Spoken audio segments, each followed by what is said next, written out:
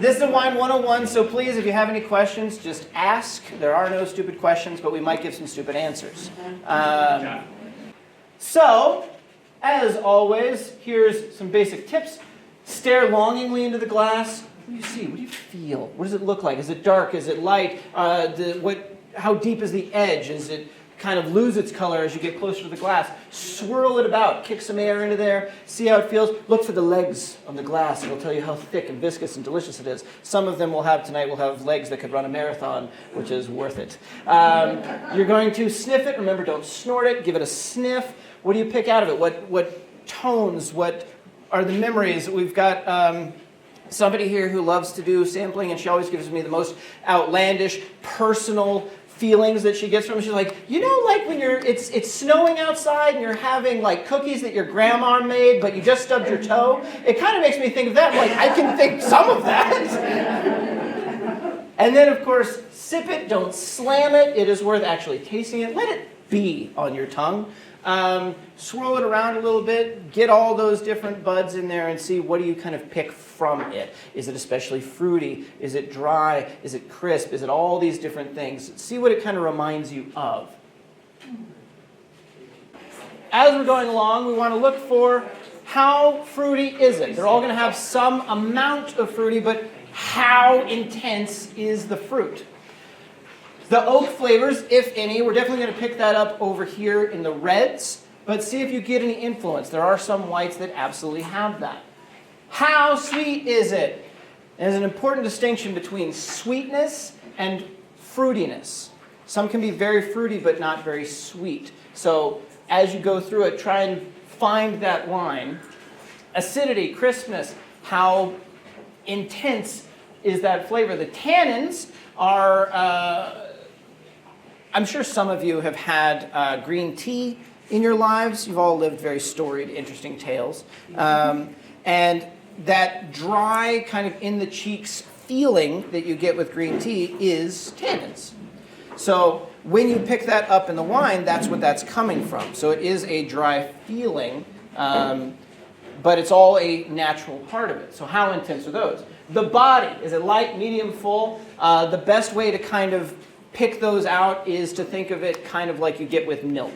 1% milk, it's very light, it's kind of watery. That's a light-bodied wine.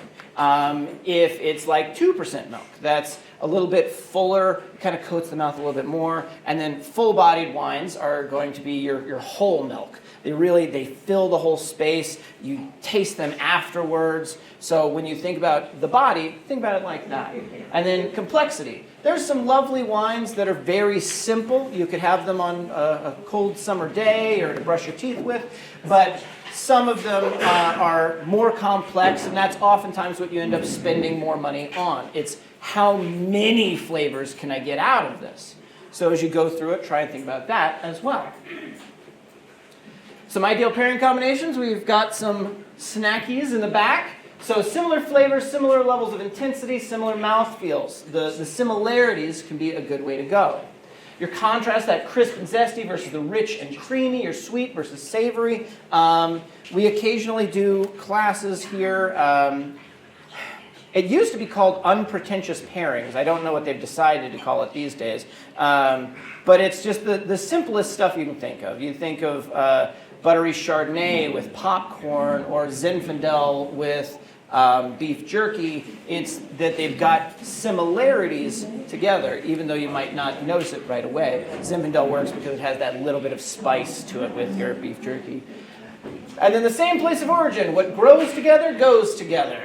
So if you're having an awesome lasagna or a pizza, the easy answer is get something from Italy, have a nice Chianti between your fava beans.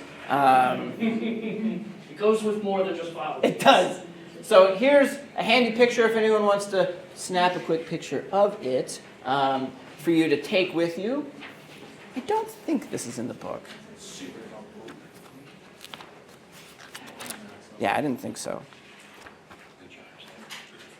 But you're sweet, it'll increase the wine's bitterness and acidity, it decrease the body and sweetness.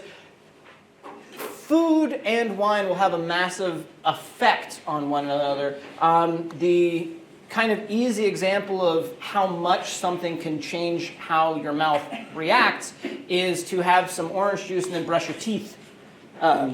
It's awful. And it changes the intensity of what that feeling might have otherwise been. So keep some of these things in mind. The acidity will increase the wine's body and decrease its acidity. Your spiciness increases its acidity and its alcohol burn, decreases the body. So some spicy things can work well together. So champagne and sparkling wine, we're going to get into it. So the terms champagne and sparkling wine are often used interchangeably. People come in all the time, hey, can I get some champagne? And we go, do you mean it? And as far as they know, yeah. So champagne is primarily made of Chardonnay, Pinot Noir, and Pinot Meunier. Those three grapes are what make a champagne. It's also very important of where it is coming from. So we've got our and, but really it's verses. They are similar, but they are not the same. So all champagne sparkles, not all sparkling wine is champagne. Wow, it sounds crazy. So 90 miles northeast of Paris, covering 85,000 acres, Champagne region produces high-quality sparkling wine. The designation is not technically an indicator of quality, but the region it came from. It's not technically an indicator of quality, but it sure helps because of other things they put into it. Typically made from your three different methods. You've got your traditional method, method traditionnelle, your Charmat, and the tank method, and your carbonation method. Here is your different styles, your sect, your cava, your lovely Proseccos, your Cremant, your Champagne, Blanc de Blancs, your white of white, Blanc de Noirs. That goes all of your red grapes, your Pinot Noirs predominantly, and then your Champagne Rosé. Sometimes they'll do it with a little bit of skin immersion into the wine, and sometimes they'll do it with just adding a little bit of red wine into it to add that rosé. Different houses can do different things, but both of those would be generally the method. A little bit of red wine or a little bit of skin immersion. But this is an important one for anyone who's curious about your sweetness. Your sweetness. So here's kind of what you're dealing with. Most sparkling or champagnes you see are going to be in the brut style, which is less than 12 grams. That's all the way down here. It's pretty dry, and it can get quite a bit sweeter. Demi-sec, very sweet. You'll notice that their scale is a little bit backwards. Extra dry is sweeter than brut. It's a long answer, but the French are weird is the short answer. So if you're looking for something a little sweet, incidentally, look for a little dry. Here's that lovely sparkling wine that came around. Hey, what do you guys think of it? It's pretty. It's a lovely answer. I love it. Yeah, and this is great. Their step up, the Louis Billots, are about as close to an actual champagne as you can get for $25, $30. So they do a great job on these. So the proper serving temperature ranges between 40 and 45 degrees. May require placing the sparkling wine in ice. Flute-shaped glasses are best for maintaining the lively bubbles. We're using what we have, but of course at home you'll use the more cylindrical ones, like you see in the movies. But those kind of help contain and direct the bubble so that it can be bubbly for a little bit longer while you're enjoying it. Oh, I'm sorry, I had to get into a little bit of wine 02 and maybe some wine 103 with this. So, otherwise known as the method Champenois, refers to the time-honored process developed and perfected in the Champagne region. Here's what we're working with. So, you harvest the grapes. Good job. They're really good grapes. You're going to ferment those grapes. Give them some time.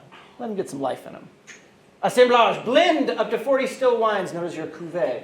These are really good grapes, and I'm really hunting for this flavor, so I'm going to stick a few of them together, kind of chase that style. And then we're going to add some sugar and yeast in our liqueur de treillage. And then we split our style. Traditional method, we're doing actual champagne, which only does the traditional method. We'll do everything in the bottle. I didn't include pictures of it. It was too much. But the riddling, where they will have the bottle at an angle and slowly turn it over time to shift the yeast down towards the neck so that they can remove it without blowing all of their liquid all over the place. You get the yeast all to the front. Nowadays, they'll often do it with liquid nitrogen. They'll just do a quick dip, turns all the yeast into a cork, and they can just pull it out. Other places don't have that. They'll put it in a very cold bath and have to pop it and get it out of there and lose a little bit, which is after our disgorgement of getting the yeast out, we do our dosage, where we top it off with a little bit of the wine that we started with and a little bit of extra sugar, and then we cork that bad boy, and we send it out, and everyone has a good time. Our Charmat method we do in the tank. So the major difference there is how much is the yeast touching the liquid. In the bottle, the yeast is right there for everything. If you're doing it in the tank, it's a much wider area. So you've got more surface of the liquid itself. It's not touching the yeast as much. So it ends up maintaining more of a fruity style. Much harder to do the Maître Traditionnel, but there's some sparkling wines like Proseccos where you want more of that fruit. So you'll intentionally do it in a giant tank. So some things are better than others, but as long as you're enjoying some bubbles at the end of the day, or the beginning of the day, or the middle of the day, or a couple times in the day, everything's going okay. Now I wanted to show you real quick the pet nat method, which is gaining in popularity over the last couple of years, is the, we'll say, somewhat original style. You put it all together, you add some sugar and yeast, and you cap it, done. So you just let it go. Yeast still in the bottle. It does a natural fermentation and bubbling. They're a little bit flatter than you might expect from a sparkling wine, but they're very classical and old school and traditional and lovely and clean. And so some people lose their minds over them.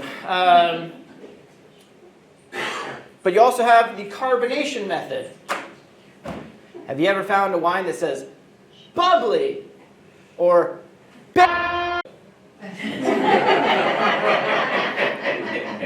They will make a wine and pump some bubbles in it and close it up and send it out. Much easier, cheaper, and less exciting, we'll say. We'll be kind and say less exciting.